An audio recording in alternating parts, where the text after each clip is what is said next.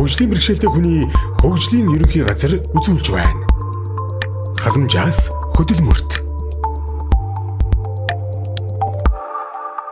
Халамжаас хөдөлмөрт нэвтрүүлэг үзэгч та бүхэндээ хөгжлийн бэрхшээлтэй иргэдийн онцлог хэрэгцээнд нийцсэн тусгайлсан ажлын байрыг нэмэгдүүлэх зорилго бүхий хөдөлмөр эрхлэлтийг дэмжих үйл ажиллагаанд хамрагдаж санхүүгийн дэмжлэг авсан байгууллагуудын амжилтаас хуваалцаж байгаа билээ. Халамжаас хөдөлмөрт нэвтрүүлэг энэ удаад хаягдл цаасаар эко бэлэг үйлдвэрлэдэг Эко Гифт хоршоог танилцуулж байна. За нааг Болормаа гэдэг Эко Гифт хоршоо гүйцэтгэн байгуулагч. За манайх хоршооны одоо үйл ажиллагааны чиглэл нь болохоор хаягдл түүхийд болох сонингийн цаасаар гэр ахуй болон бэлэг дурсгалын бүтээлүүд хийж борлуулдаг байгаа.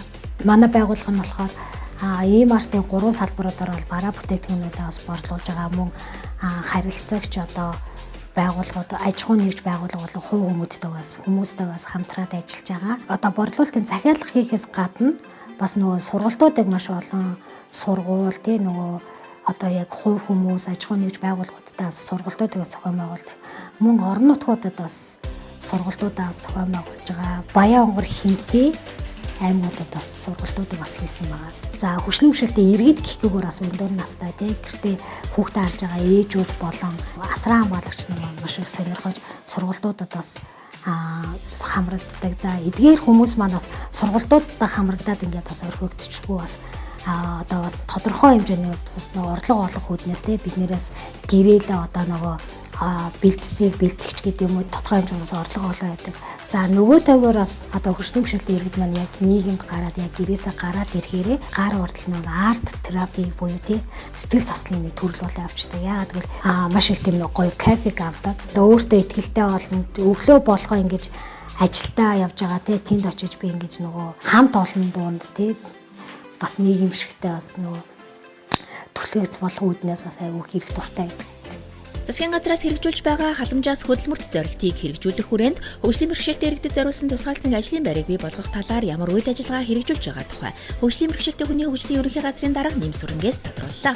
За Монгол улсын засгийн газар Монгол улсын хөдөлмөр эрхлэлтийг дэмжих үндэсний зөвлөлөөс хөгжлийн бэрхшээлтэй иргэний хөдөлмөр эрхлэлтийг дэмжих хөтлөөр гэж одоо анх удаага 2012 он баталж одоо хэрэгжүүлж байсан. За түүнээс хойш бол одоо энэ хөтлөөр бол жил бүр үйл ажиллагаа нь одоо эрчимжиж хуваарай хөдөлмөр эрхэлдэг. За мөн одоо аж ахуйн нэгж төрөмс байгууллага эрхлэн одоо хөгжлийн бэрхшээлтэй иргэнийг тохируулгатай байнгын ажлын байраар хангах ийм одоо аж ахуйн нэгжүүд бол чиглэсэн санхүүгийн дэмжлэгийг бол одоо үзүүлж ирсэн. Аж ахуйн нэгж төрөмс байгууллагуудад олгож байгаа санхүүгийн дэмжлэгийн их үүсвэр нь бол хөдөлмөр эрхлэлтийг дэмжих сангаас гардаг. За хөдөлмөр эрхлэлтийг дэмжих сан дотроо хөгжлийн бэрхшээлтэй хүнийг одоо ажилуулаагүй төлбөр гэж бас байдаг. 25-аас дээш одоо аж ахуйн ажилтнтай байгууллага нийт ажилчдынхаа 4-өөс доош хөгжлийн бэрхшээлтэй хүн ажилуулна. Хэрвээ энэ одоо хувиа 4-өөс доош хувьтай ажилуулаагүй бол ажилуулаагүй хүнийхээ тоогоор сар бүр одоо ажилуулаагүй төлбөрийг хөдөлмөр эрхлэлтийг дэмжих сан төлнө гэсэн одоо хөдөлмөрийн тухай хуулиар энэ ажилуулаагүй төлбөрийг бол төлөө явдаг. Энэ ажилуулаагүй төлбөрөөс орж иж байгаа их усэр бол буцаад одоо хөгжлийн бэрхшээлтэй иргэний саяны аж ахуйн нэгж төрөмс байгууллагад санхүүгийн дэмжлэг болоод ингээд эргээд бас буцаад одоо зарцуулагддаг байгаа. Бид нэр төсөл дэмжүүлснээр 2 газарт бүлэг байгуулна.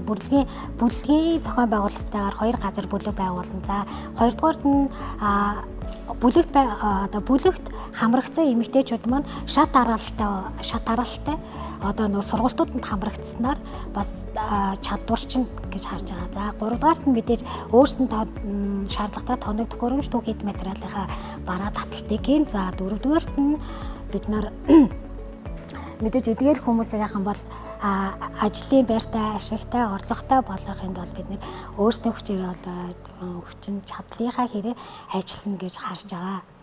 Ста мундаг баяр хүргэе. Ста жинхэнэ утгаараа халамжаас хөдөлмөрт шилжих энэ бодлогыг бол түүчээлж бусдад одоо бас хүргэж байгаа, өөрсдөө сургаж байгаа.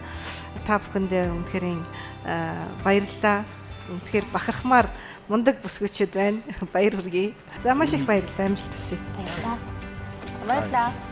2022 онд халамжаас хөдөлмөрт нэвтрүүлэгт ийхүү төслөө танилцуулж байсан Эко Гифт хоршооныхон санхүүгийн дэмжлэгээ авч үйл ажиллагаагаа улам өргөжүүлж чаджээ. Биднээс хөгжлийн бэрхшээлтэй хүмүүсийн ерөнхий газраас бас зарлагдсан нөгөө зээлийн бас нөгөө зээлд хамрагдсан байгаа.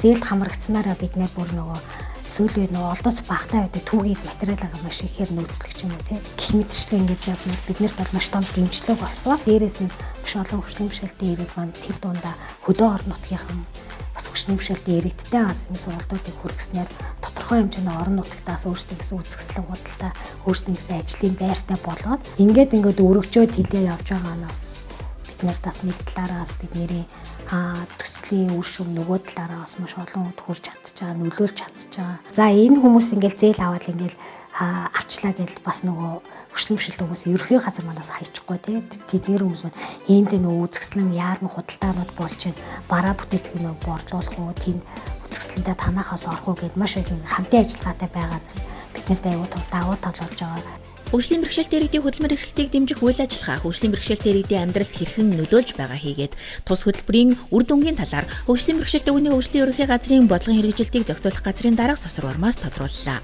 Ер нь хөгжлийн бэрхшээлтэй иргэдийн үйлдвэрсэн бүтээгдэхүүнийг бид нар бас тийм ээ нэг жилдээ 3 удаа одоо үзэсгэлэн хутлаа зохион байгуулад нийгэм сурчлага таниулах тэгээд биднийг бас өнөөдөр баялаг бүтээгч мөн шүү гэдэг бас ил тод болгох зорилготой одоо энэ арга хэмжээнүүдийг зохион байгуулдаг байгаа. За энэ дээр бол хамгийн гол нь бас манай энэ санхүүгийн дэмжлэг олгох энэ арга хэмжээнд хамрагдсан аж ахуйн нэгжийн байгууллагууд бол маш өргөнөөр оролцдог. Байгууллага болон хувь хүмүүс манаас өөрсдийн уншаад усан сонингоо бас ингээд байж байдаг бол бид нартай холбогдоод бас бид нар сонингоо өгөх юм бол бид нарт маш том дэмжлэг болно шүү гэж та бүхэндээс хэлмээр байна. Мөн бидний бас хийдэг бараа бүтээгдэхүүн маань Eco Gift Mongolia гэх пэйж хуудасаар мөн зочдод бас та бүхэн маань захиалга өгч болно шүү.